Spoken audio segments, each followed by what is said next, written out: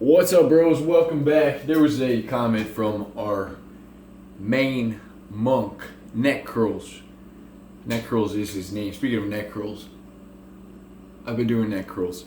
I take a 40, I know it may not seem like it. I've always had a small neck. I think it's my traps too. I've never had really big traps. I've seemed to have like a decent clavicle structure, but my traps, I've had a hard time getting that really strong contraction. And then when I go down, it's like, oh, I can't really.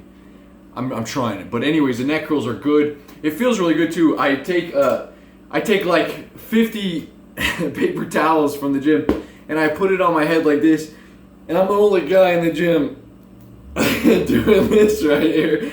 But it feels really good. Watching Alpha Destiny and seeing his neck training. His neck exploded. I'm sure a lot of you guys know about Alpha Destiny's channel. Anyway, Neck Curls asked me to do a video on hobbies and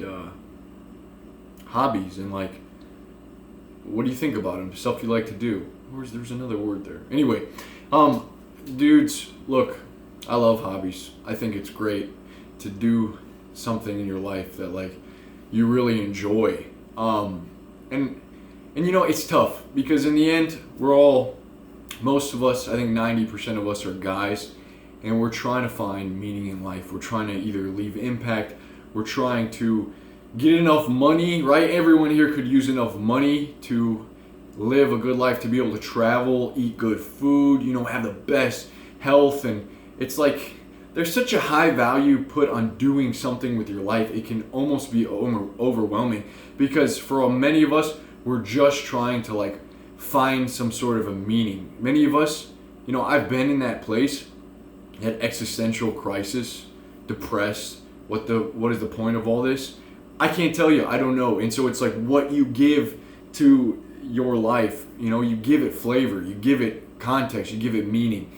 That's what we're all trying to do, right? So I don't like thinking in a place of like, okay, never do this, never play video games, never watch movies, never, I read fantasy books. Like, yeah, okay, sure, you can say that, but like, am I always supposed to be just chasing success? It's like, man, it's like life can get weird. So it's up to you to make meaning in your life and to make it fun and to what inspires you. Maybe movies do that, but I have learned that you have to find a balance because eventually, you move out of your house. I can tell you, I haven't lived with family, or I got my little sister with me right now. Actually, she's staying for a little while, and that's really cool. I can tell you that having that family member in the house and just like having someone else, life can get lonely. Especially a lot of you guys maybe in college, you're living in a dorm, you had to move out.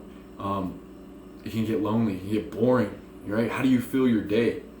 But I think that, things aren't going to last forever where you're in a state of, I know a lot of you are in high school, and then you kind of most of you have your parents, you go back home, you have meals provided for you. You don't got to worry about bills. Eventually you will have to worry about that. And so the habits that you form now, they begin to catch up to you as I don't feel as accomplished. Once you move out of your house and like, then you got to worry about money. Then it's like, okay, then you kind of get this conflict where you can get depressed because that's all you know is like video games and porn and movies, Netflix. It's like you can't do those things all the time now because then you won't feel as fulfilled, and that's a tough life, man. So again, we're all struggling to make something of ourselves, but you have to define that for yourself. Now there is a lot of time leeches, and if you value your time, right, we're all going to die. We know that. So we want to live a good life. I'm talking to myself here, dude. I'm talking to you guys as like a real dude. I don't know. I think that if you look at your habits and your hobbies, the things that you like to do they inspire you, or is it a form of escaping from the reality that you currently live in? I think that even reading countless books to a point just to sort of theorize or get all this knowledge, like if you're becoming a carpenter, you don't need to learn how to edit YouTube videos, right? If you're trying to be a professional skateboarder, you spend time practicing skateboard, not watching countless videos on how to kickflip. You actually got to get on the skateboard that makes the most sense. You have to practice these things. And there's just so many ways that we do escape. And I think I don't want to tell you don't do this, don't do that. You gotta say, okay, well, maybe porn is sort of short-circuiting, or it's a shortcut to the same feeling I would get if I had to go out there in the real world and meet a woman, get her number, set up the date. Like, that can be tough stuff. Getting rejected, that's not an easy thing to experience. But once you experience a few times, it's like, man, it feels good. It feels good to know that you took the action. So I really believe that life is about having a lot of energy and having fun and feeling fulfilled and accomplishment, like a real sense of accomplishment, not a false sense of accomplishment that you get from video games, which is a trap. Like, you can constantly feel that, but if you're using video games to sort of inspire you, or you're playing with friends and you're connecting that way, and it's you're giving a certain amount of time to, I don't see the problem with video games. It's like whatever you want to put your time to. Growing up, I was let me see if this camera's still on. Yeah, I think the battery's down. But growing up, I was into everything. I had so many different hobbies. I skateboarded, I snowboarded at one point, I rollerbladed, I played Yu-Gi-Oh, Pokemon, I played baseball, football, basketball. I was in All-Stars baseball. Like, I love to constantly do new things. Beyblades, Legos. Like, I was doing everything, man. I played video games too. Plenty of video games in my life. Excuse me. And I had a lot of fun.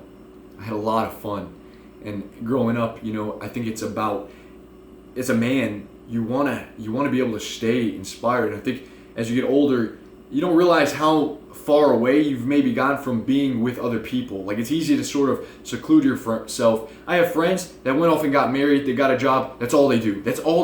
And then they only know to play the video games, because that's like something that stayed with them from the time they were they were young. And so this book, I'm going to read it a little, I had some bullet points I took down. This is called Go Wild by John Rady. This is really cool, because I think these things are sort of in themselves how to live a better life. Just the concrete is to get that family time, form a tribe, get outside more, make sure you get enough sleep. The whole monk mode thing that we're doing, it's like, yeah, you're doing that, but don't just do that. You want to do this for a reason, so that you can make yourself a better life. So guys, it's much more rewarding when you are crushing your exams in school, when you do your homework, when you hit the gym, when you follow a workout routine, when you go to buy healthy food for yourself. It's like, this is all going to pay off in the long run. You're not just doing it for the day, you're doing it for the decades ahead of you. You're doing it for the future kids and the grandkids that you're going to have. You're doing it for, that nice kitchen that you're going to one day feel comfortable cooking in, and just buying clothes for yourself. Like, this is all what this is about. And so here it is, some bullet points from this book, Go Wild, about getting back to what is going to make us feel alive. So the first one is sleep 8.5 hours per day and go to bed at 10 o'clock. Now look, 8.5 hours, I know a lot of you don't have time for that, okay? Maybe 8 hours. Maybe some of you get by 7. Look, I've heard it about, if you get only 6 or less, your testosterone decreases. Now, the reason it says go to bed at 10 is around 10:30, your cortisol is spiking. The circadian rhythm, it's like your cortisol spikes after that time. So getting to bed at 10, maybe waking up at 6:30, 6, that's a good schedule. Eat no refined sugar. That is a tough one, I know, bros. Eat no refined sugar, but we'll get more into it. I'm going to actually break these down in future videos. Get outside and get moving. Trail running or hiking is exercise squared. Make it simple. Minimal shoes, it says. Short gait without no hill, but try this on pavement. So yeah, just running. Get it out in nature. It's going to make you feel alive. Get out in the sun. Okay, vitamin D. We should stop calling... hold on a second. Be around nature even if in the city. And yeah, just bringing that wildness to life, man. Bringing that wildness to life. Anyway, I was talking about hobbies, wasn't I? I think this is going to die.